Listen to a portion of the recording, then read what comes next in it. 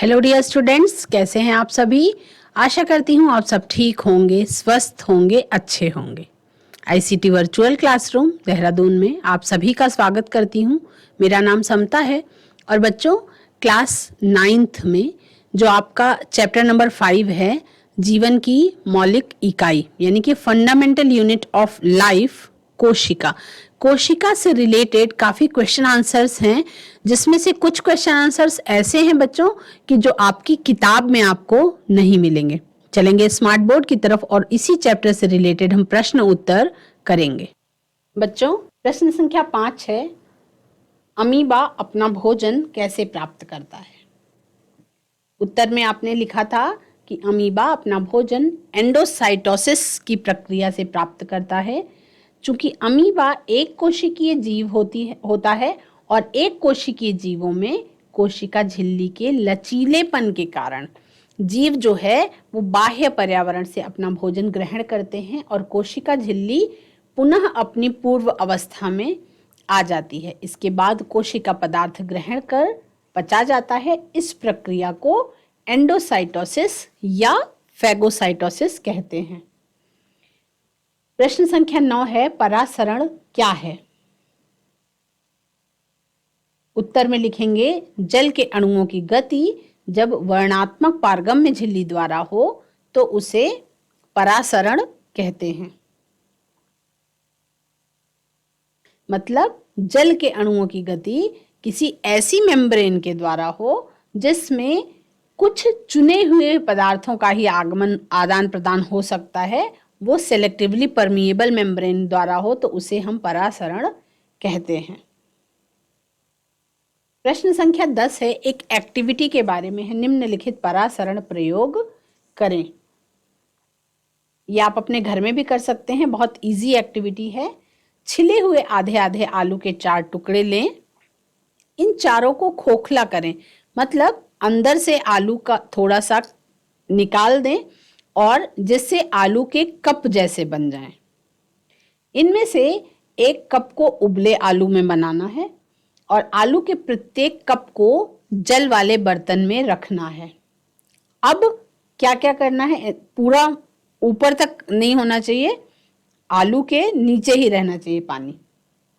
अब क्या करना है, कप ए को खाली रखना है, कप बी में 1 चम्मच चीनी डालना है, आलू के अंदर, आलू का जो कप आपने बनाया है उसके अंदर कप ए को खाली रखना है, कप बी में 1 चम्मच चीनी डालना है, कप सी में 1 चम्मच नमक डालना है और उबले आलू से बनाए गए कप डी में भी 1 चम्मच चीनी डालना है।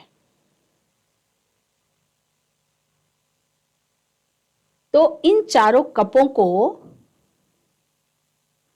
2 घंटे तक यदि रख दें तो 2 घंटे के तक रखने के बाद जब ऑब्जर्व करेंगे तो क्या देखेंगे, उसमें आपको ये एक्टिविटी करनी पड़ेगी निम्न प्रश्नों का उत्तर देने के लिए कि कप बी और कप सी के खाली भाग में जल क्यों एकत्र हो गया, इसका वर्णन करना है आपको।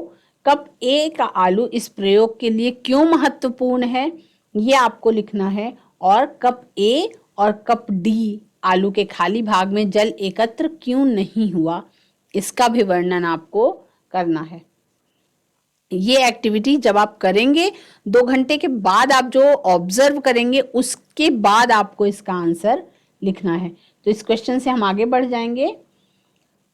प्रश्न है कोशिका से रिलेटेड और ये आपका लघु उत्तरीय, अति लघु उत्तरीय प्रश्नों में ये प्रश्न आपके आते हैं, जिसमें से प्रश्न संख्या 1 क्या कहती है, कोशिका किसे कहते हैं। इसका उत्तर है, शरीर की संरचनात्मक एवं क्रियात्मक इकाई को कोशिका कहते हैं। शरीर की संरचनात्मक, ये इंपॉर्टेंट है, संरचनात्मक एवं क्रियात्मक इकाई को कोशिका कहते हैं। यानी कि जो हमारा शरीर है, आप सबको पता है कोशिकाओं से ही मिलकर के बना हुआ है। तो जो यूनिट है, जो इकाई है हमारे शरीर की, वो कोशिका है। वो हमारे शरीर की फंक्शनल यूनिट भी है और स्ट्रक्चरल यूनिट भी है, संरचनात्मक इकाई भी वही है और क्रियात्मक इकाई भी वही है। प्रश्न संख्या 2 देखेंगे, कोशिका की खोज किसने और कैसे की? उत्तर में लिखेंगे, कोशिका का सबसे पहले पता किसने लगाया? सर रॉबर्ट हुक ने 1665 में कोशिका का पता लगाया। उसने कोशिका को पतली काट में अनगढ़ सूक्ष्मदर्शी की सहायता से देखा। इस क्वेश्चन को भी, इसके आंसर को भी बच्चों नोट करेंगे। प्रश्न संख्या 3 देखेंगे, कार्बन डाइऑक्साइड और पानी जैसे पदार्थ कोशिका के अंदर और बाहर कैसे आते हैं? तो आप लिखेंगे उत्तर में कि कार्बन डाइऑक्साइड और पानी जैसे पदार्थ कोशिका के अंदर और बाहर विसरण की प्रक्रिया द्वारा आते हैं।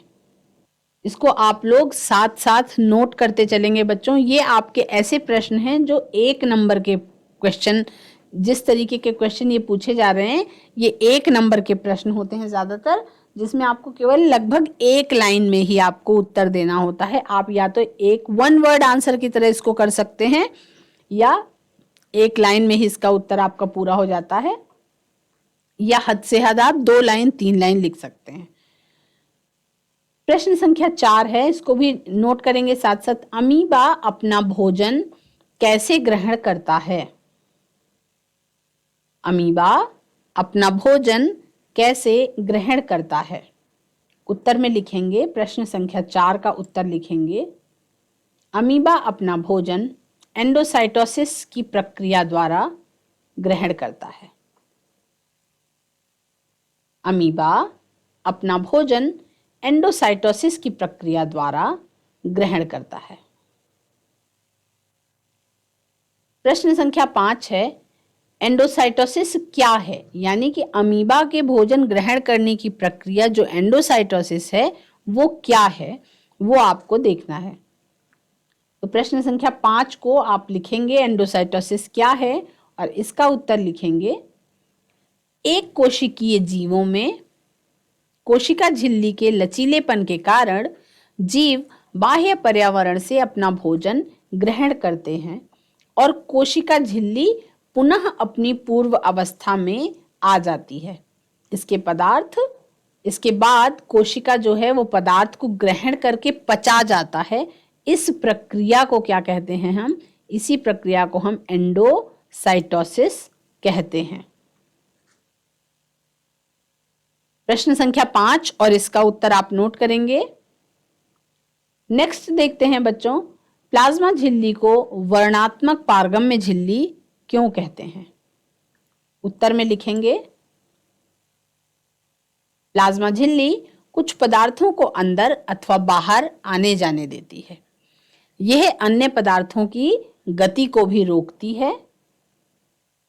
इसीलिए प्लाज्मा झिल्ली को वर्णात्मक पारगम्य झिल्ली या सेलेक्टिवली परमिएबल मेम्ब्रेन कहते हैं। सेलेक्टिवली परमिएबल मेम्ब्रेन कहते हैं। प्रश्न संख्या 7, परासरण क्या है? उत्तर में लिखेंगे, जल के अणुओं की गति जब वर्णात्मक पारगम्य झिल्ली द्वारा हो तो उसे परासरण कहते हैं। यानी कि जब जल के अणुओं की गति वर्णात्मक पारगम्य झिल्ली द्वारा हो तो उसे हम परासरण कहते हैं, और यदि गैसों की गति सेलेक्टिवली परमिएबल मेम्ब्रेन के थ्रू हो तब उसे हम विसरण कहते हैं। इस अंतर को ध्यान रखना आपको जरूरी है, तभी आप विसरण और परासरण वाले प्रश्नों को सॉल्व कर पाएंगे। प्रश्न संख्या 8 लिखेंगे, प्रश्न संख्या 7 और उसका उत्तर दोनों आप नोट कर लेंगे। नेक्स्ट आगे बढ़ेंगे, प्रश्न संख्या 8 लिखेंगे।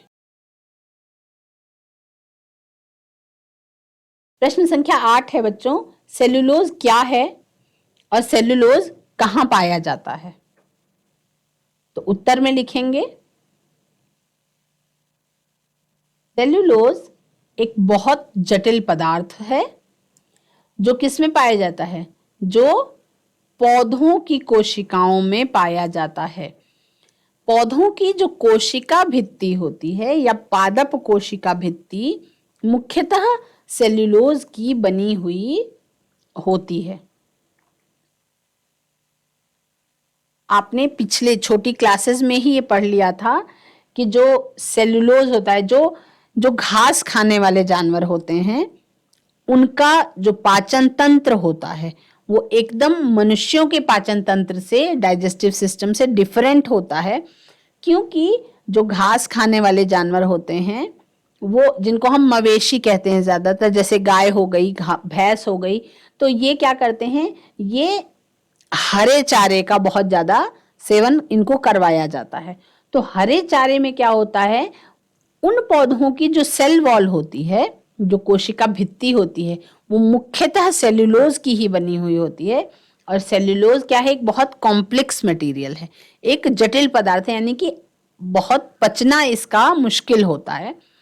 तो इनको हम रोमंथी जानवर कहते हैं, क्योंकि इनका जो डाइजेस्टिव सिस्टम होता है उसमें उसका पार्ट एकदम डिफरेंट होता है। रूमेन, इनके डाइजेस्टिव सिस्टम में, इनके पाचन तंत्र में रूमेन नाम का भाग पाया जाता है, जिसके कारण वो सेल्यूलोज का पाचन आसानी से कर पाते हैं। मनुष्यों के शरीर में जो पाचन तंत्र होता है उसमें सेल्यूलोज का पाचन करने के लिए कोई स्पेशल पार्ट या कोई स्पेशल कोशिकाएं नहीं होती हैं। तो सेल्यूलोज क्या है, एक बहुत जटिल पदार्थ है जो पौधों में पाया जाता है, यानी कि पौधों की जो कोशिका भित्ति होती है वो इसी मुख्यतः सेल्यूलोज की ही बनी हुई होती है। नेक्स्ट देखेंगे बच्चों, प्रश्न संख्या 9। प्रश्न संख्या 9 में पूछा जा रहा है जीव द्रव्य कुंचन किसे कहते हैं।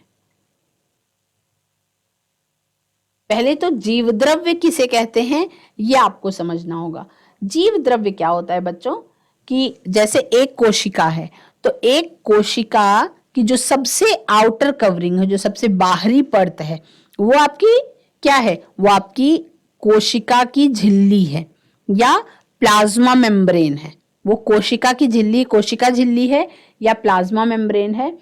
तो उसके अंदर कुछ फ्लूइड होता है, वो उसके अंदर, कोशिका के अंदर पाया जाने वाला कुछ सेमी फ्लूइड मटेरियल होता है, कुछ द्रवीय पदार्थ, अर्ध तरल पदार्थ होता है। सेमी फ्लूइड मतलब कुछ ऐसा मटेरियल जो बिल्कुल पानी की तरह भी नहीं होता और ठोस भी नहीं होता है, यानी कि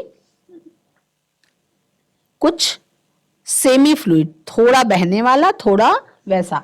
अब ये जो है ये कहलाता है कोशिका द्रव्य। जो कोशिका के अंदर पाया जा रहा है द्रव्य वो कहलाता है कोशिका द्रव्य।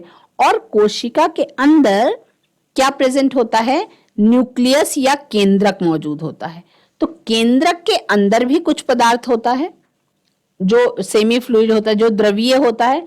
तो कोशिका के अंदर का पदार्थ आपका कोशिका द्रव्य कहलाता है, और केंद्रक के अंदर पाया जाना है, यानी कि जो केंद्रक झिल्ली है, जो न्यूक्लियोप्लाज्म है, उसके अंदर, न्यूक्लियर मेम्ब्रेन के अंदर पाया जाने वाला जो पदार्थ है वो न्यूक्लियोप्लाज्म या केंद्रक द्रव्य कहलाता है। अब जब कोशिका द्रव्य और केंद्रक द्रव्य को हम एक साथ समझते हैं तो उसको हम जीव द्रव्य, या उसको हम क्या कहते हैं, उसको हम जीव द्रव्य या प्रोटोप्लाज्म कहते हैं। तो क्वेश्चन आपसे पूछा जा रहा है कि जीव द्रव्य कुंचन किसे कहते हैं। तो यदि आप जीव द्रव्य के बारे में जानते हैं तभी आप जीव द्रव्य कुंचन के बारे में भी लिख सकते हैं। तो उत्तर लिखेंगे, जब किसी पादप कोशिका में परासरण द्वारा पानी की हानि होती है, जब किसी पादप कोशिका में कौन सी प्रक्रिया के द्वारा, परासरण के द्वारा। परासरण के द्वारा क्या होता है, जल का आदान प्रदान होता है। तो परासरण द्वारा यानी कि सिलेक्टिवली परमिएबल मेम्ब्रेन के द्वारा ये प्रक्रिया हो रही होगी, उसमें परासरण की प्रक्रिया के द्वारा पानी की हानि होती है।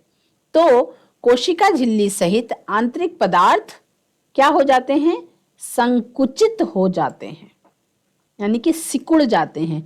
इस घटना को जीव द्रव्य कुंचन कहते हैं। है ना। और ये प्रक्रिया जीवद्रव्य कुंचन वाली जो प्रक्रिया है, ये बिल्कुल यदि फूली हुई किशमिश को हम चीनी पानी में डाल दें तो क्या होगा, उसमें पानी की हानि होती है, सांद्रता से कम सांद्रता वाले की तरफ मूव कर जाता है पानी, वो किशमिश वापस से सिकुड़ जाती है। इसी प्रक्रिया को हम जीवद्रव्य कुंचन की प्रक्रिया कहते हैं। तो इसको आप सभी अपनी कॉपी में नोट करेंगे। नेक्स्ट देखते हैं बच्चों, प्रश्न संख्या 10। प्रश्न संख्या 10 है, डीएनए का पूरा नाम लिखो।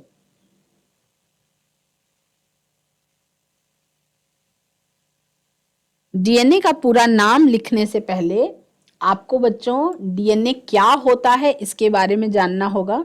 आप सभी को पता है कि जो कोशिकाएं होती हैं, कोशिकाओं के अंदर, कोशिका की संरचना के बारे में आप पूरी तरह से पढ़ चुके हैं। कोशिकाओं के अंदर केंद्रक मौजूद होता है। कोशिकाएं दो प्रकार की होती हैं, प्रोकैरियोटिक कोशिका और यूकैरियोटिक कोशिका।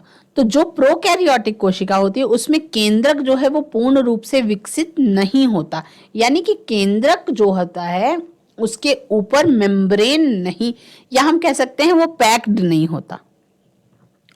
और जो यूकैरियोटिक कोशिका है उसका केंद्रक क्या है, पैक्ड होता है, यानी कि पूर्ण रूप से विकसित केंद्रक होता है। तो केंद्रक के अंदर चाहे वो विकसित हो चाहे वो विकसित ना हो, तो जब विकसित नहीं है तब तो जो उसका जेनेटिक मटेरियल है, अनुवांशिक पदार्थ है, वो फैला हुआ रहता है पूरी कोशिका में। लेकिन जब विकसित केंद्रक पाया जाता है तब उसके अंदर जो जेनेटिक मटेरियल मौजूद होता है, जो अनुवांशिक पदार्थ मौजूद होता है, वो काफी उलझे हुए धागों जैसी संरचना होती है। और इनको हम क्या कहते हैं, क्रोमैटिन फाइबर्स कहते हैं। ये क्रोमैटिन फाइबर जब कोशिकाओं का विभाजन हो रहा होता है उस टाइम पे क्रोमोसोम के रूप में आपको दिखाई पड़ते हैं। तो ये जो क्रोमैटिन फाइबर है बच्चों, ये डीएनए से मिल करके बनते हैं, है ना। अब अगर ये पॉइंट क्लियर हो गया है कि डीएनए क्या होता है, तो अब इस डीएनए का पूरा नाम, तो डीएनए का पूरा नाम होता है डीऑक्सीराइबो न्यूक्लिक एसिड, यानी कि न्यूक्लिक एसिड का चेन होता है डीएनए, और उसी धागे, वो धागा जो है, जो जेनेटिक मटेरियल है, आनुवांशिक पदार्थ है, जिसके बारे में आपको बताया जाता है कि वो उलझे हुए धागों जैसी संरचना होती है जो केंद्रक में पाई जाती है, वो उलझे हुए धागों सी संरचना डीऑक्सीराइबो न्यूक्लिक एसिड है, या इसको हम डीएनए के नाम से जानते हैं। तो आपको डीएनए क्या होता है ये समझ में आ गया, और डीएनए का पूरा नाम भी आप इसको लिख लेंगे, डीएनए डैश लगा के लिख लेंगे, डीऑक्सीराइबो न्यूक्लिक एसिड। प्रश्न संख्या 11 लिखेंगे, एटीपी क्या है, एटीपी का पूरा नाम लिखें। एटीपी क्या है और एटीपी का पूरा नाम लिखें। एटीपी क्या है बच्चों, एटीपी और एडीपी हमारे शरीर में जो ऊर्जा का रूप है वो एटीपी के रूप में होता है ना। एटीपी का आपको पूरा नाम लिखना है तो उत्तर में लिखना है, एटीपी का पूरा नाम एडिनोसिन ट्राइफॉस्फेट है। क्या है, एटीपी का पूरा नाम एडिनोसिन ट्राइफॉस्फेट है। ये एक प्रकार की कोशिका की ऊर्जा है, यानी कि हमारे शरीर में जो ऊर्जा, जो एनर्जी होती है वो एटीपी के फॉर्म में होती है। मतलब जब हम सांस लेते हैं, हमें ऊर्जा कहाँ से मिलती है बच्चों, जब हम सांस लेते हैं तो सांस लेते समय हमारी जो कोशिकाएं हैं, कोशिकाओं के अंदर श्वसन की प्रक्रिया होती है। जब हम ऑक्सीजन का इंटेक करते हैं तो ऑक्सीजन की हेल्प लेके जो हम खाना खाते हैं उस खाने में हमको जो भी पदार्थ मिलते हैं, जो ग्लूकोज मिलता है, उसका विखंडन होता है और उसके लिए उस खाने को तोड़ के हमारे शरीर के द्वारा यूज करे जाने के लिए ऑक्सीजन की जरूरत होती है। तो जब हम सांस लेते हैं तो सांस में जब हम ऑक्सीजन को इनटेक करते हैं तो उसी ऑक्सीजन का यूज होता है कोशिकाओं के द्वारा, और कोशिकाओं में हर कोशिका के अंदर श्वसन की प्रक्रिया होती है, रेस्पिरेशन की प्रोसेस होती है, और उस रेस्पिरेशन की प्रोसेस में ऑक्सीजन यूज की जाती है और कार्बन डाइऑक्साइड जो है वो रिलीज की जाती है। लेकिन उस ग्लूकोज के विखंडन में बहुत सारी ऊर्जा भी मुक्त होती है, और उसी ऊर्जा को हमारा शरीर हमारे दैनिक कार्यों के लिए, जैव प्रक्रमों को पूरा करने के लिए इस्तेमाल करता है।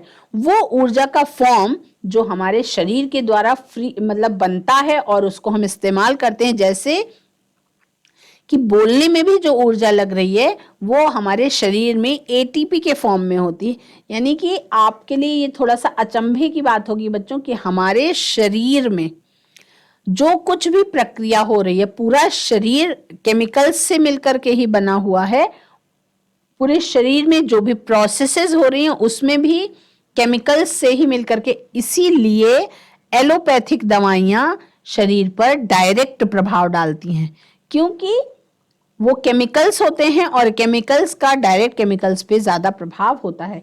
तो एटीपी जो है वो हमारे शरीर में ऊर्जा का रूप है, कोशिकीय ऊर्जा का, और एटीपी का पूरा नाम एडेनोसिन ट्राइफॉस्फेट है।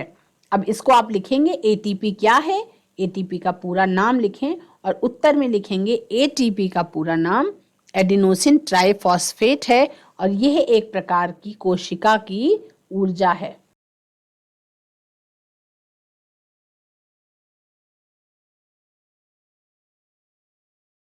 प्रश्न संख्या 12 लिखेंगे बच्चों, कोशिका के किस अंगक में आनुवांशिक गुण होता है? कोशिका के किस अंगक में आनुवांशिक गुण होता है? उत्तर में लिखेंगे क्रोमोसोम में, या लिख सकते हैं कोशिका के केंद्रक के अंदर विभाजन के समय पाए जाने वाले क्रोमोसोम में आनुवांशिक गुण होता है। एक्चुअल में कोशिका के अंदर जो केंद्रक पाया जाता है उस केंद्रक के अंदर आनुवांशिक पदार्थ मौजूद होता है, जिसको हम क्रोमैटिन फाइबर्स के नाम से जानते हैं, जो उलझे हुए धागों सी संरचना होती है। लेकिन जब किसी कोशिका का विभाजन हो रहा होता है, आप सबको पता है कि एक कोशिका से 2 कोशिकाएं और 2 कोशिका से 4 कोशिकाएं बनती हैं। तो कोशिका विभाजन के फलस्वरूप, कोशिका विभाजन के टाइम पे एक समय ऐसा आता है जिस समय पे ये जो उलझे हुए धागों सी संरचना है ये क्रोमोसोम के रूप में आती है, और क्रोमोसोम ही एक पीढ़ी से दूसरी पीढ़ी में आनुवंशिक गुणों को लेकर जाने के लिए उत्तरदायी होता है। तो इसलिए प्रश्न संख्या 12 को जब आपने समझ लिया तो उत्तर में आप लिखेंगे कोशिका के क्रोमोसोम में आनुवंशिक गुण होता है।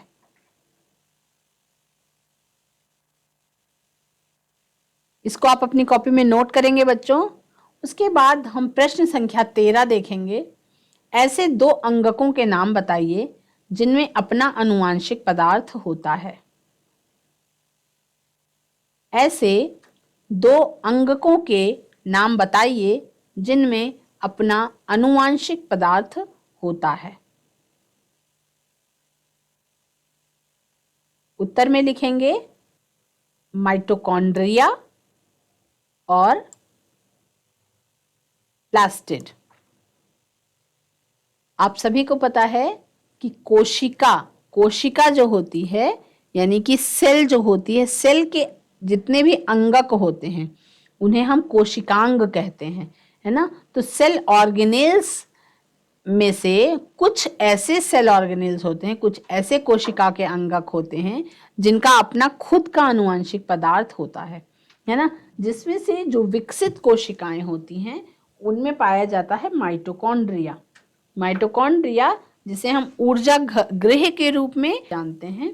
तो माइटोकॉन्ड्रिया जंतुओं में पाई जाने वाली कोशिकाओं में जो माइटोकॉन्ड्रिया प्रेजेंट होता है, माइटोकॉन्ड्रिया का अपना खुद का आनुवंशिक पदार्थ होता है। और पौधों यानी कि पादप वाली जो सेल्स होती हैं, प्लांट सेल्स होती हैं, उनमें पाए जाते हैं प्लास्टिड्स यानी कि लवक पाए जाते हैं, है ना। और लवक में सबसे मुख्य लवक जो है वो हरित लवक के नाम से आप जानते हैं। तो प्लास्टिड्स में हरित लवक जो क्लोरोप्लास्ट होता है उनका अपना खुद का आनुवंशिक पदार्थ होता है।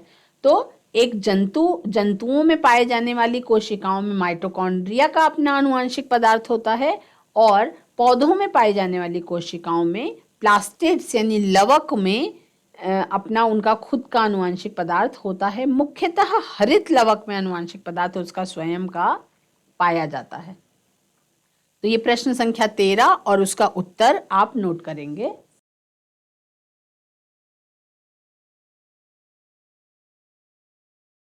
प्रश्न संख्या 14 लिखेंगे बच्चों, लाइसोसोम को आत्मघाती थैली क्यों कहते हैं? ये भी बहुत इंटरेस्टिंग प्रश्न है और इम्पॉर्टेंट भी है, और ये आपको कारण बताओ में आ सकता है। एग्जाम में हमेशा कारण बताओ में ये पूछा जाता है इस तरीके का प्रश्न। कोशिकीय चयापचय में व्यवधान के कारण जब कोशिका क्षतिग्रस्त या मृत हो जाती है तो लाइसोसोम फट जाते हैं और एंजाइम अपनी ही कोशिका को पाचित कर देते हैं। इसलिए लाइसोसोम को आत्मघाती थैली या suicidal bag of the cell कहते हैं।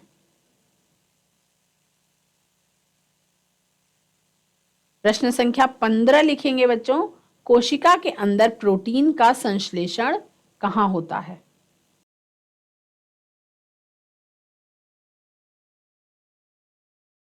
बच्चों, आज की क्लास में आपने कुछ क्वेश्चन आंसर किए जो अति लघुत्तरीय प्रकार के थे, यानी कि छोटे छोटे क्वेश्चंस थे और उनके आंसर्स जो आपके 1 मार्क्स के क्वेश्चन में पूछे जाते हैं। आज की क्लास में इतना ही। That's all for today. Have a nice day. Take care.